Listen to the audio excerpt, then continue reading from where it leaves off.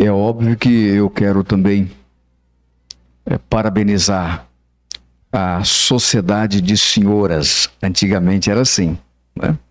Sociedade de Senhoras. Foi meu tempo.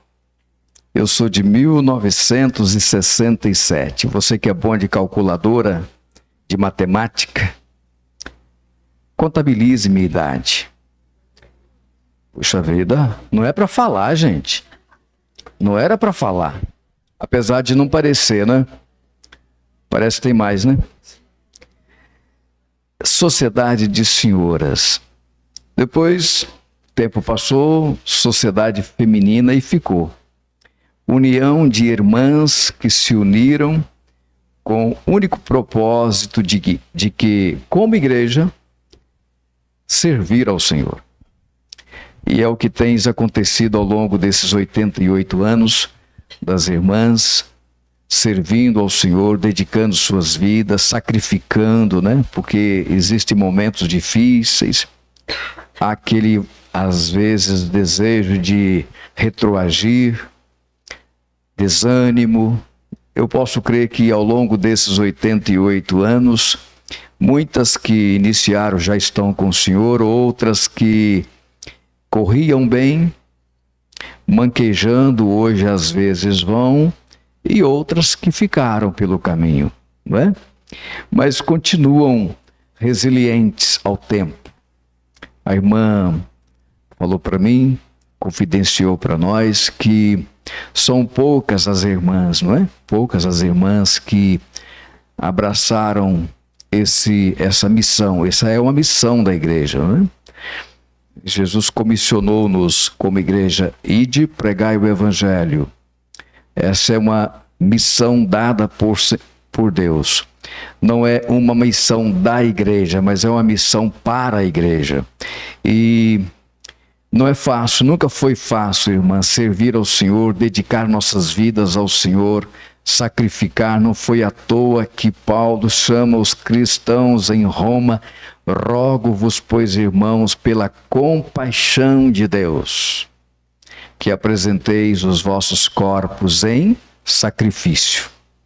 Não é fácil, nunca foi, nunca será, mas com uma recompensa gloriosa. Um dia nós vamos deixar tudo isto para trás, vamos morar com Jesus e lá nós seremos galardoados, lá nós seremos recompensados, lá nós vamos receber, cada um de nós, as coroas que Deus tem preparado para nós.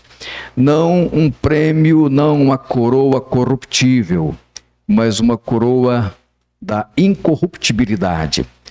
Um prêmio para aqueles que conseguirem chegar.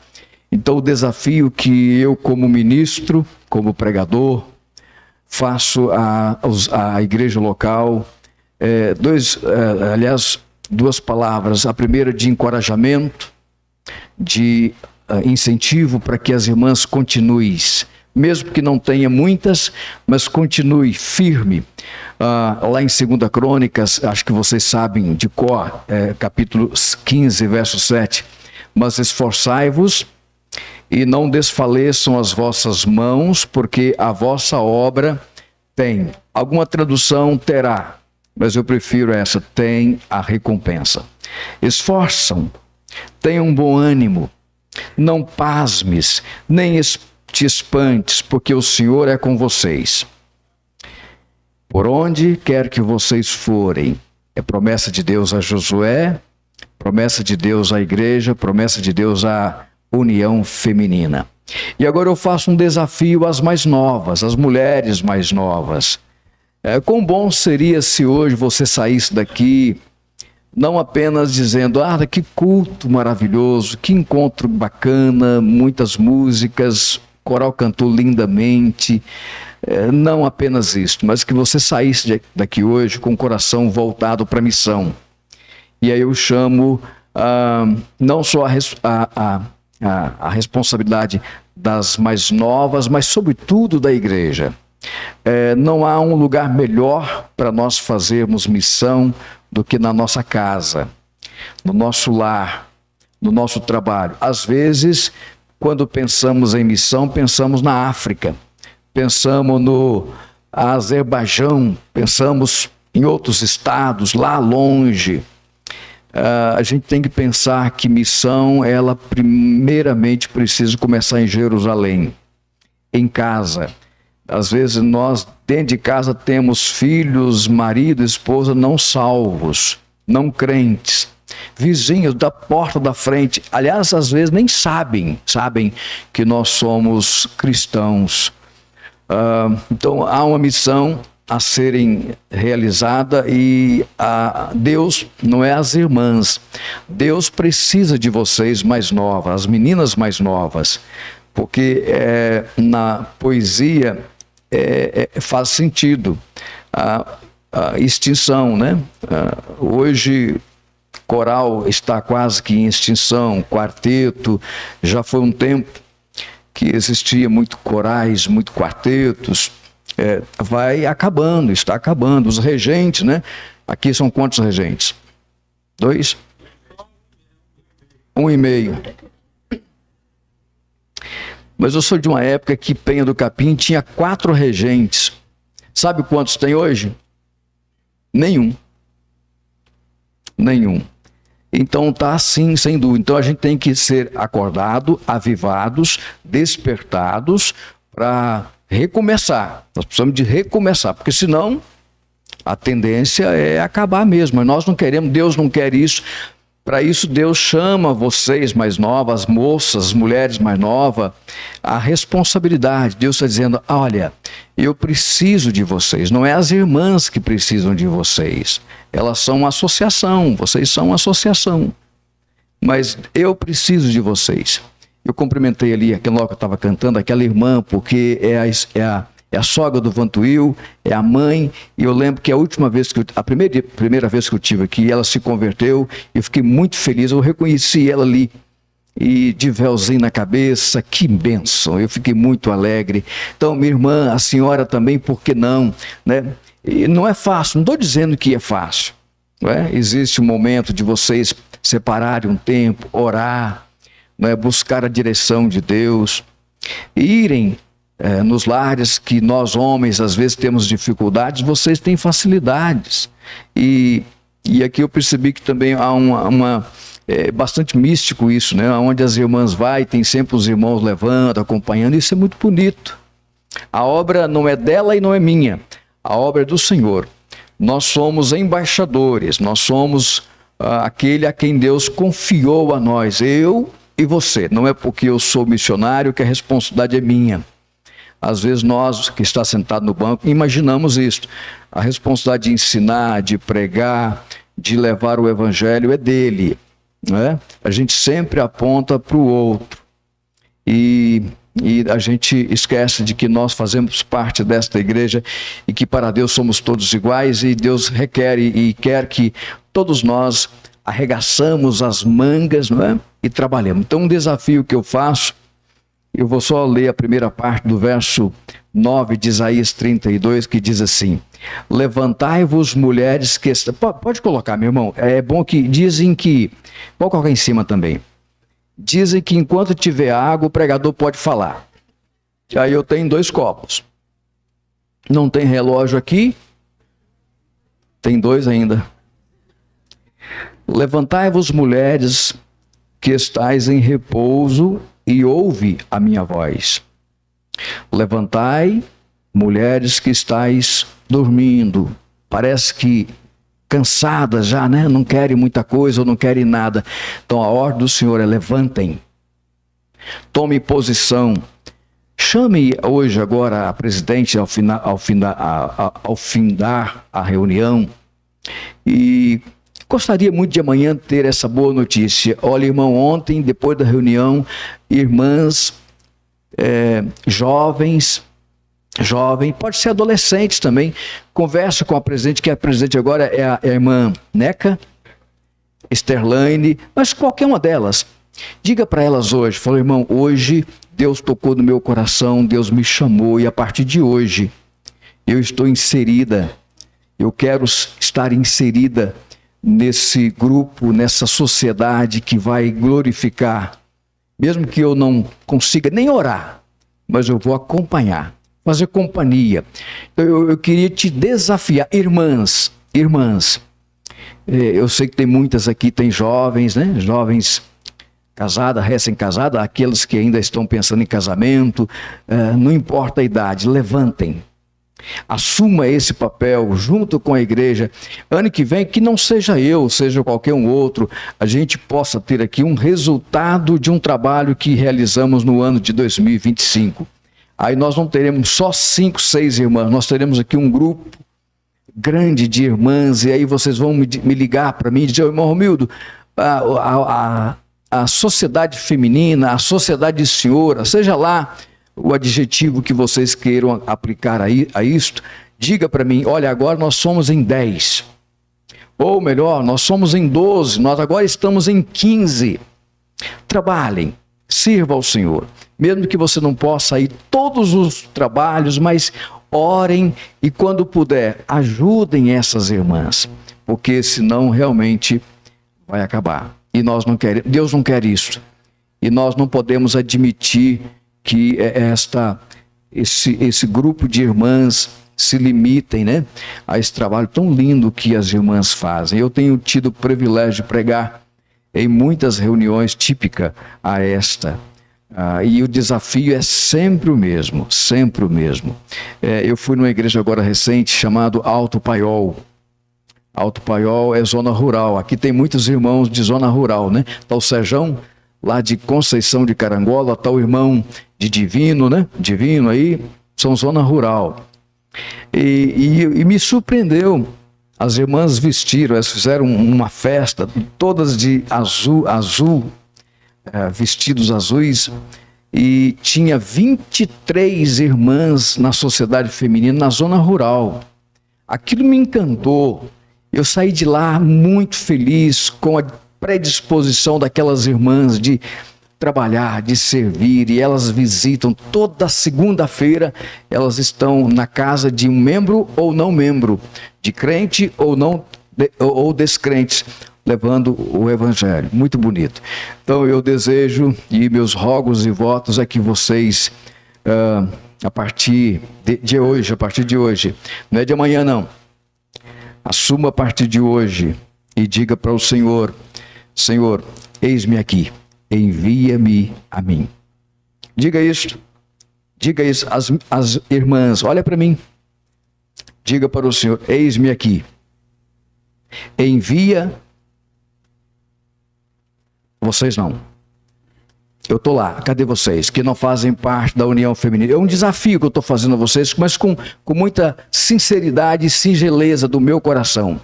Eu quero que vocês digam oficialmente comigo e para Deus: eis-me aqui, envia-me a mim. Quem falou? Levante a mão. 1, 2, 3. Não, a senhora já faz parte. Só quem não faz parte. Vamos de novo? Eis-me aqui, envia-me a mim.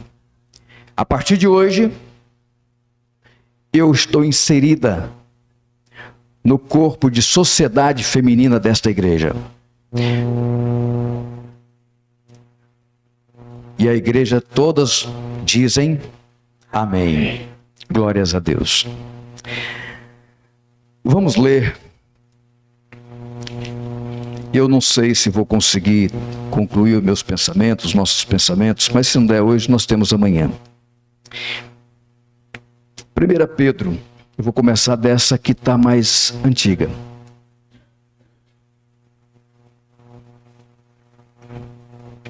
Pedro, capítulo 1, primeira epístola universal do apóstolo Pedro, capítulo 1, verso 13 ao verso 16. Agora ficou fácil, né? Tem todo mundo na tela, né? Fácil. Mas eu gosto muito de ouvir aquilo, ó. Eu estou perdendo isso. Hinos e cântico, né? A gente vai nas igrejas. Eu não sou aquela pessoa exigente, mas eu gosto muito dos hinos e cântico nosso.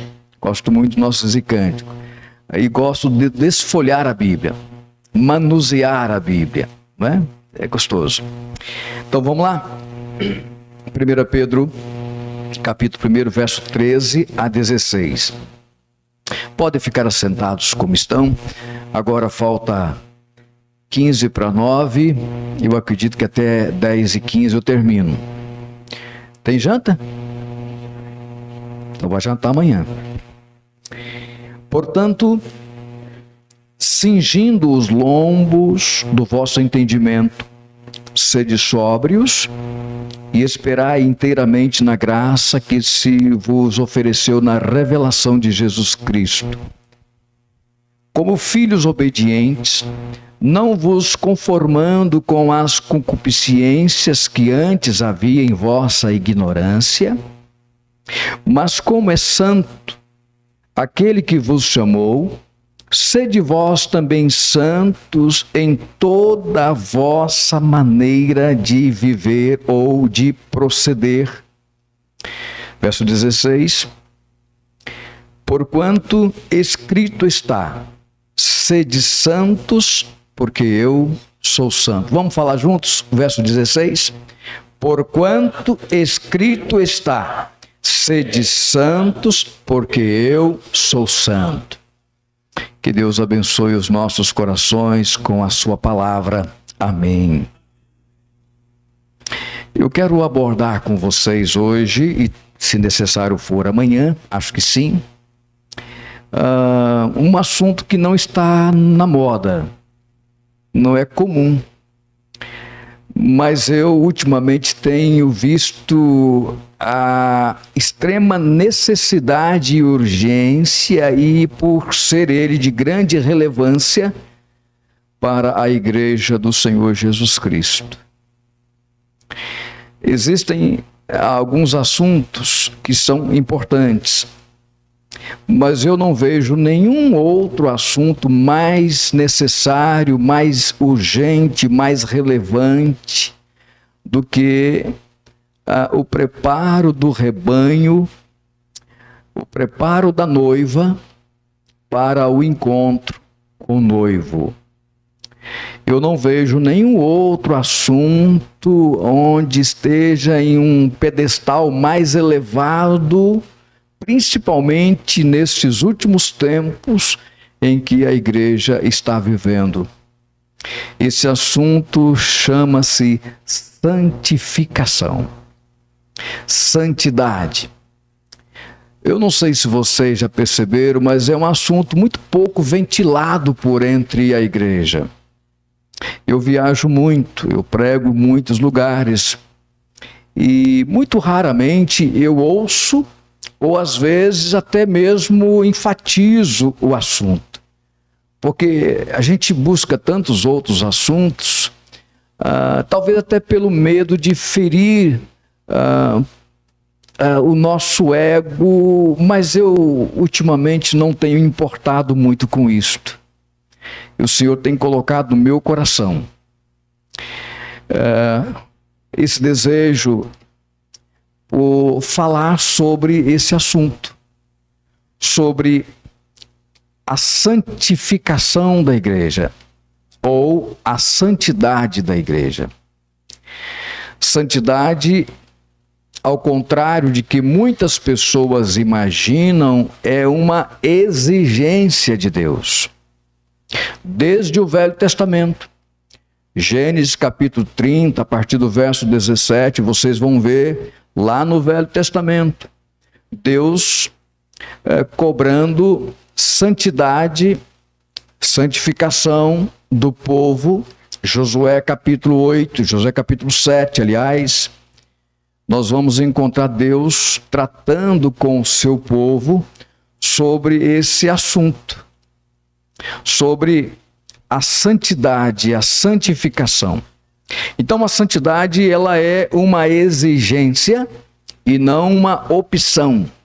Às vezes, nós acreditamos e até achamos que santidade é uma opção.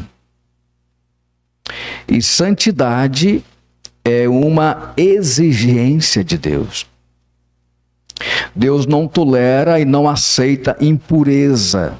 Deus não aceitou no Velho Testamento, não aceita no Novo Testamento, e Deus é imutável. Muitas coisas mudaram, mas a palavra de Deus, por sua vez, subsiste eternamente. Muitas coisas podem ter sido mudadas, mas a vontade de Deus, o querer de Deus é que o seu povo, a sua igreja, seja santa. Santa a ponto de ser ela irrepreensível. O que quer dizer a palavra irrepreensível? Aqueles que não precisam de repreensão. Isto é o significado da palavra irrepreensível. Santo, ou melhor, santificação. Santidade é uma exigência, santificação é um processo. E que ele dura toda a nossa existência enquanto igreja. É um processo que perdura enquanto aqui estivermos. É um processo de abdicação de muitas coisas, de renunciar a nós mesmos, crucificar a carne com as nossas paixões, enfim. A palavra santificação ou santo significa separados, consagrados. E é importante, irmãos, que todos nós, como igreja, entendamos isto na íntegra. Porque parece-nos que a igreja, nesses últimos tempos, não tem não tem dado importância. Eu não conheço a igreja de Boarque. Eu vejo o cenário da igreja universal, a igreja de Deus. E a gente tem percebido que a igreja ela está se decaindo nesse processo de santidade, de ser santo. A santidade, ela não nos coloca em um pedestal ou em uma plataforma a que nós sejamos melhores do que ninguém. A santidade também não nos fazem ser inferiores a ninguém. Mas a santificação nos fazem seres ou ser diferentes. E aí eu gosto de essa colocação. Nós não precisamos, como igreja, ser melhor do que ninguém da sociedade. Por outro lado, nem tampouco inferior. Mas nós, como igreja, nós precisamos ser diferente. Segunda carta de Paulo, são textos aleatórios, mas são muito conhecidos de vocês, capítulo 5, verso 17, Paulo diz assim: se vocês, falava com a igreja de Corinto, se vocês de fato estão em Cristo, vocês agora são novas criaturas. Portanto, as coisas velhas, da velha natureza, aquela natureza adâmica, ficaram para trás. E eis que, a partir de agora, tudo na vida de vocês precisam ser diferentes. No texto do apóstolo Pedro, no texto em que nós lemos, o verso 16, verso 15, mas como é santo aquele que vos chamou, sede vós também santos em toda a vossa maneira de proceder. Se alguém está em Cristo, nova criatura é, as coisas velhas passaram, eis que tudo se faz novo. Um novo pensar, um novo ser, um novo agir, novas conversações, novas atitudes, novos comportamentos, de maneira que ao andarmos, ao vivermos lá fora, lá no dia a dia, não é aqui dentro, até porque sermos achados santos dentro das quatro paredes, onde somente os crentes nos veem e nos conhecem, é muito fácil. Mas mesmo assim, há aqueles que olham para a gente e nos acusam, dizem ser, falam que são, mas suas atitudes são uma contraprova de que vivem apenas a teoria daquilo que sabem. Nós somos chamados para sermos diferentes. Repito, não temos por pretensão ser melhor, ser inferior, mas a igreja. E aí quando eu falo de igreja, eu estou falando de mim. Não é? Eu e você, nós formamos o coletivo da igreja. Igreja não é esse templo. Eu sei que não há confusão quanto a isto, mas é comum a gente dizer, nós vamos à igreja. Nós, igreja, vamos ao templo, vamos à casa de oração, mas tudo bem.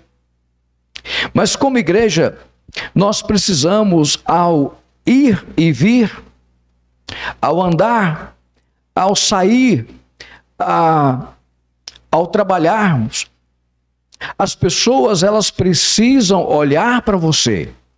As pessoas precisam olhar para mim. E no coletivo, ela precisa olhar para a igreja e ver a essência do cristianismo. Mas, infelizmente, isso não procede. E eu lamento, nós lamentamos, e é de responsabilidade nossa.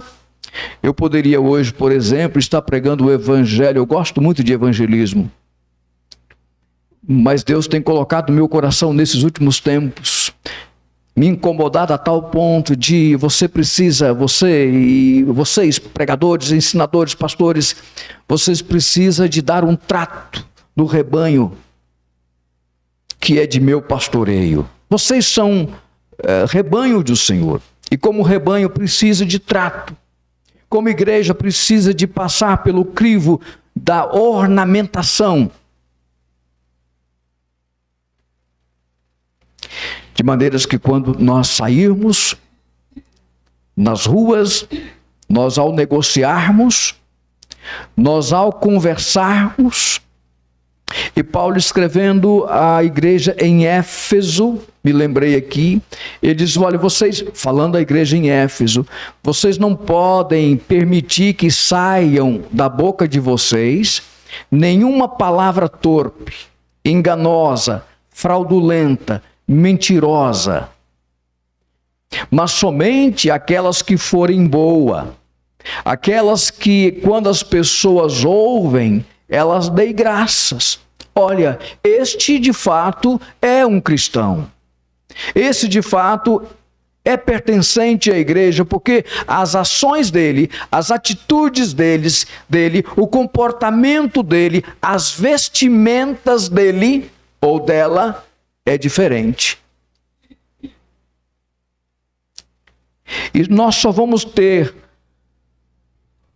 a compreensão exata do que é santidade quando nós entramos na total submissão e obediência à palavra, e a palavra ela entra no nosso coração, e essa santificação ela surge de dentro, ela parte de nossos corações que está comprometido com Deus e com a sua palavra.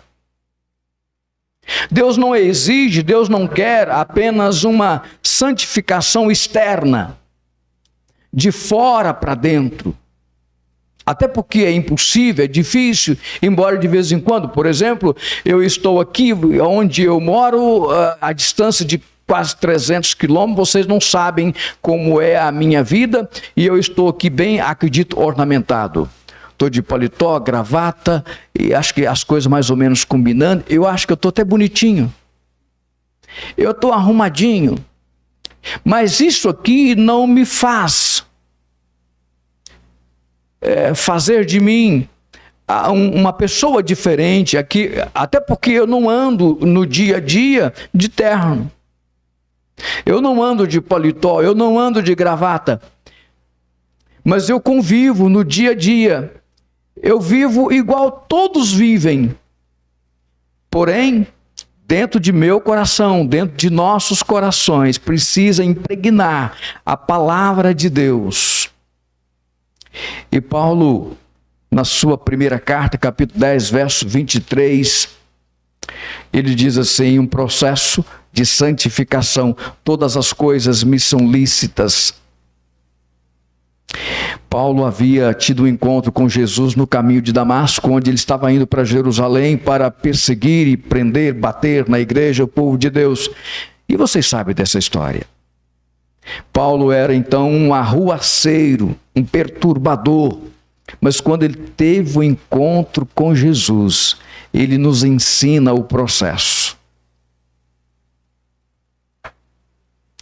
Todas as coisas me é lícita. Porque ele entendia que Deus não obrigava a ele, não obriga e jamais obrigará. Jesus disse certa vez: se alguém quiser. Nós não somos obrigados, você não é obrigado a seguir a Jesus. Você não é obrigado a ser um crente, você não é obrigado, mas uma vez que você decidiu tomar essa decisão, existe um processo que, por sinal, é árduo. Renuncie-se a si mesmo, ou melhor, condição. Renuncie-se a si mesmo, a sua natureza. Já quem vive você não é mais você, mas agora Cristo é que vive em você. Agora os seus pensamentos, seus propósitos, suas palavras, suas atitudes, elas precisam automaticamente, sumariamente, terem nelas mudanças.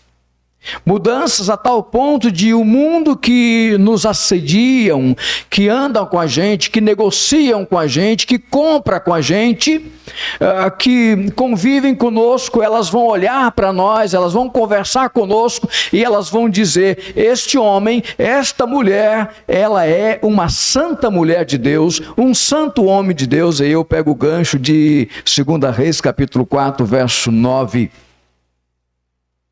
Mais um pouquinho de água, está acabando o primeiro. A sunamita, ela fala para o seu marido: esse homem que vem aqui em casa, ele fica com a gente, e eu percebo, eu olhando para ele, conversando com ele, eu percebo, e chegou a ser não só apenas notório, ela é notória. Esse homem, ele é um santo homem de Deus. Não pelas palavras. Às vezes nós confundimos verbalização versus testemunho, né? Nós queremos muitas vezes os aplausos, queremos a plataforma, queremos o púlpito, queremos pregar, queremos cantar. E se isso não for preenchido os meus requisitos, não me vejo um crente. Eu conversei ontem de manhã com o irmão Jorge e nós tivemos uma festa em Aimorés, levamos Feliciano Amaral. E numa janta na casa do saudoso irmão Obadias, ele dizia assim: irmãos, a maior mensagem, a mensagem mais influenciadora que nós, igreja, podemos transmitir ao mundo e que influencia o mundo não está em palavra, não está em teologia, mas está mera e simplesmente no testemunho da vida do crente. E nós queremos a plataforma.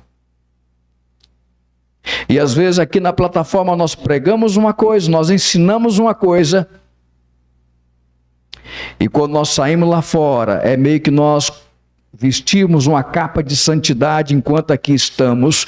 Quando saímos, nós dependuramos essa capa por detrás da porta e lá fora ninguém mais nos conhece.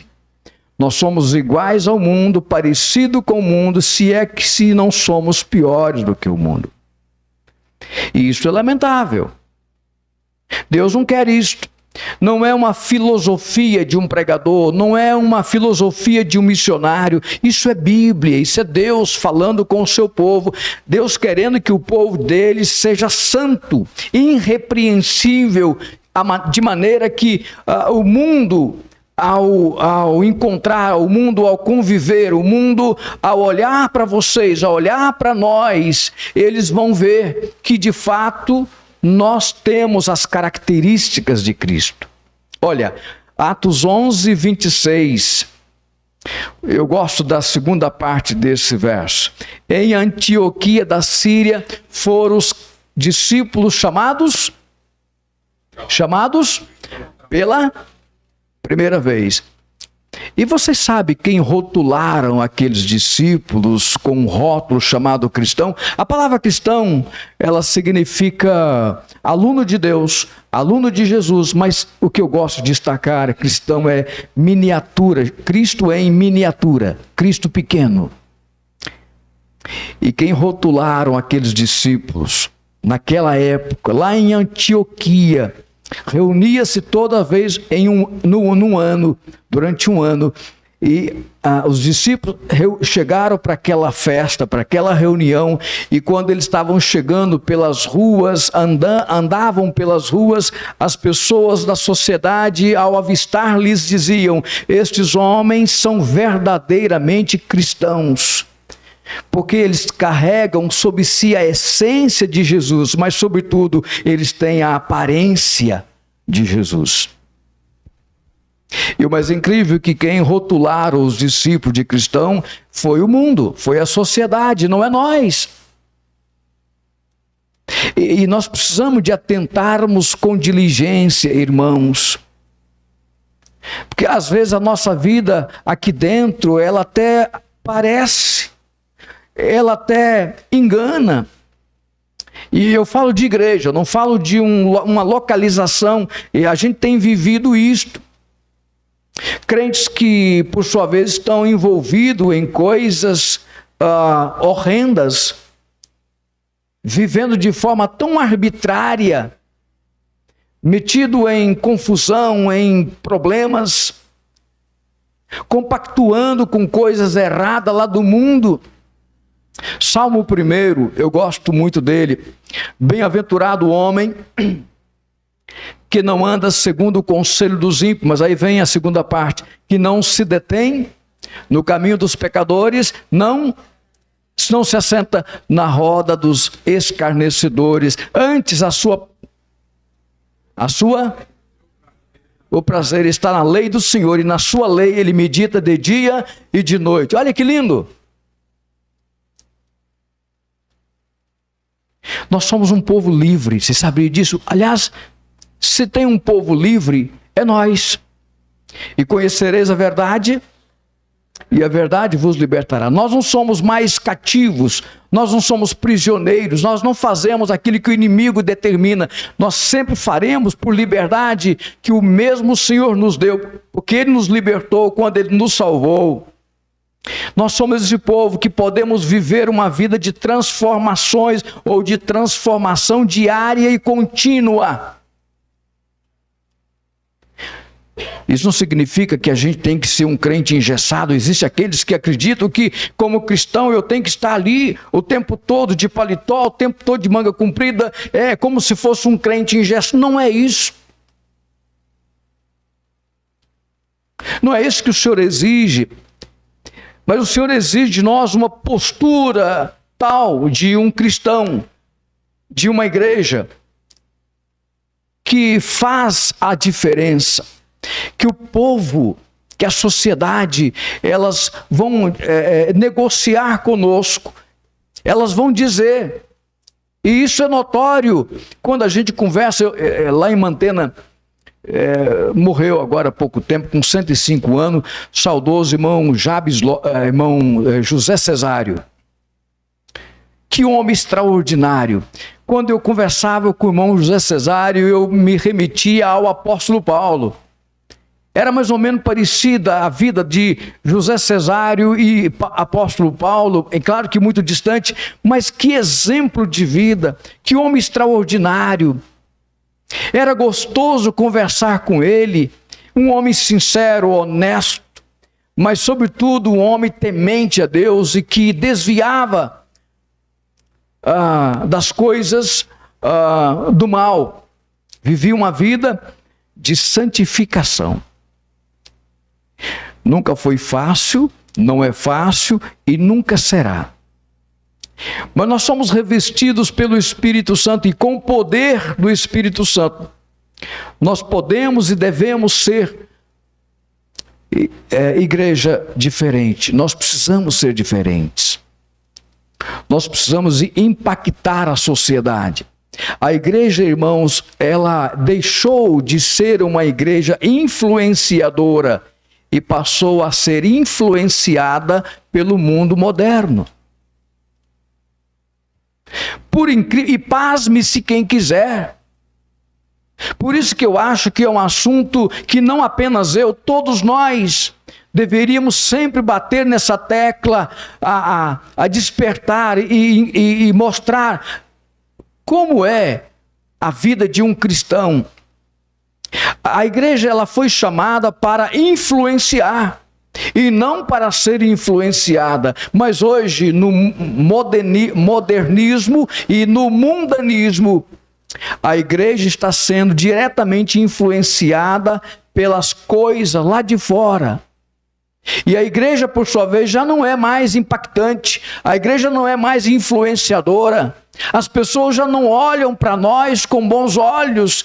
Já foi uma década que as pessoas olhavam para os crentes primitivos e diziam: esses homens, essa igreja, ela é uma igreja santa, ela é uma igreja irrepreensível, irmãos extraordinários.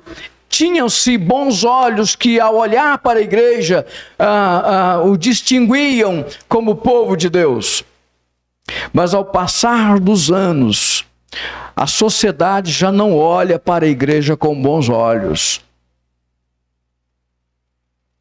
A sociedade já não olha para a igreja com bons olhos, porque são muitas vezes trapaceiros, enrolados, mal pagadores e etc, e etc. Eu podia adjetivar aqui muitas coisas.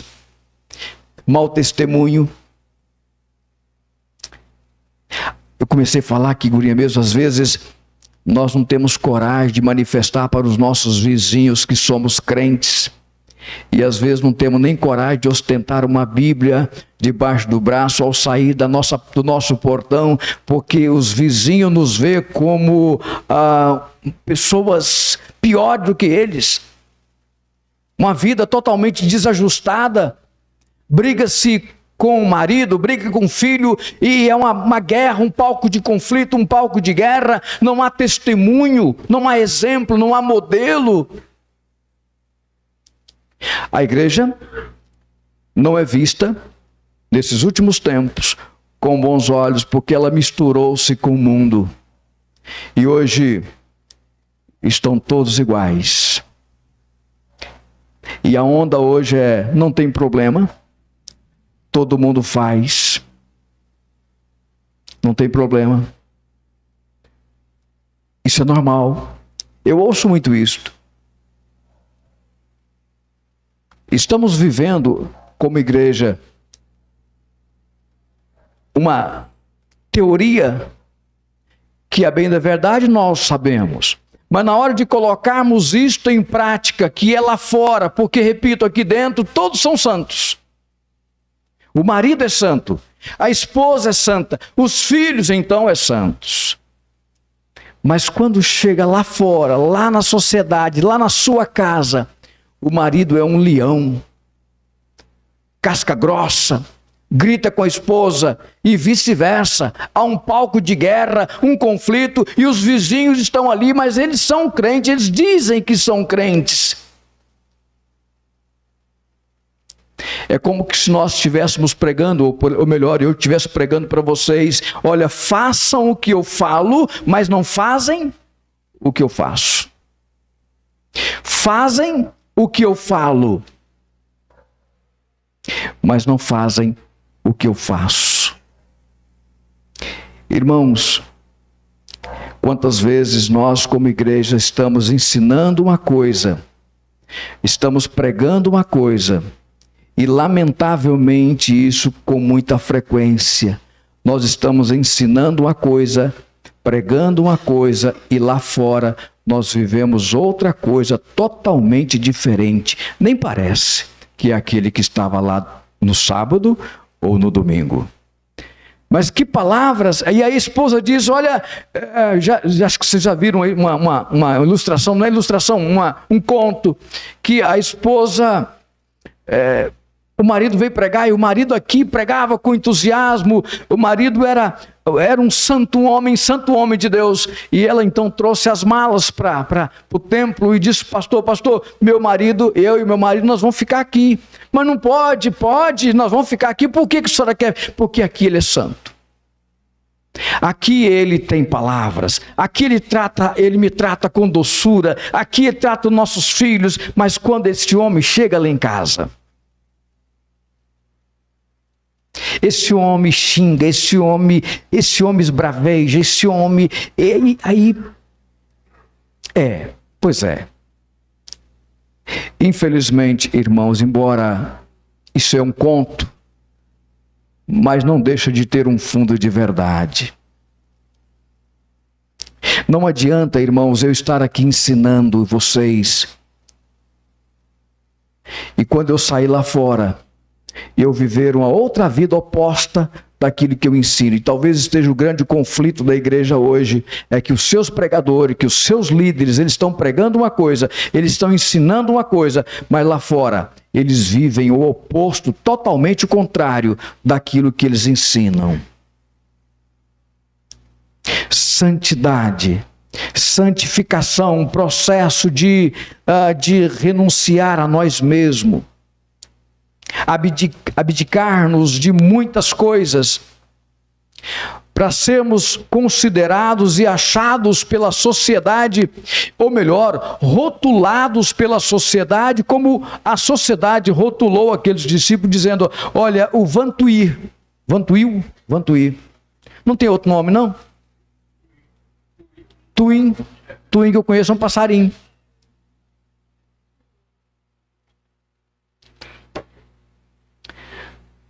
O Tuim.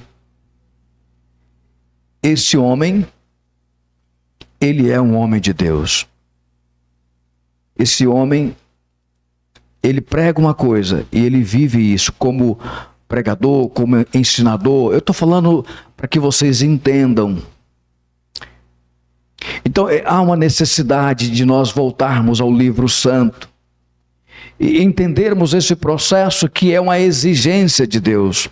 Deus quer que o Romildo seja diferente. E eu preciso ser diferente. Eu preciso domar a minha natureza adâmica. Eu preciso domar a minha língua. Eu preciso ter palavras que agrade as pessoas. Eu não posso andar no caminho dos pecadores, muito menos assentar na roda dos escarnecedores. Isso é um processo. Paulo disse, todas as coisas me são lícitas, mas nem todas as coisas me convêm. E aí eu tenho que me pontuar nisto. Irmãos, nós podemos todas as coisas, sim ou não? Sim ou não? Podemos ou não podemos?